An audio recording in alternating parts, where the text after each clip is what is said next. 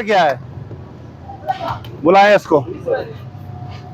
एक गाड़ी के पीछे दूसरी लगा दी है।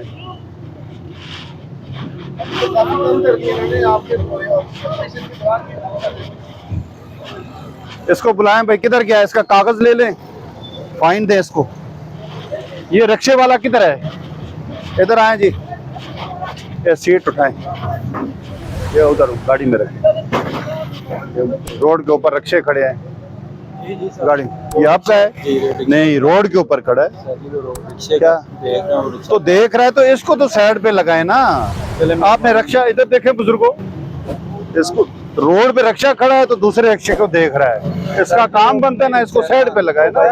वो चेक करे, इसको तो साइड पे लगाए, साइड पे लगाए ना। इन्हें लोगों की दुकानों के आगे लगा देते हैं आप। वही है ना, लोगों की दुकानों के आगे खड़ा किया हुआ है आपने।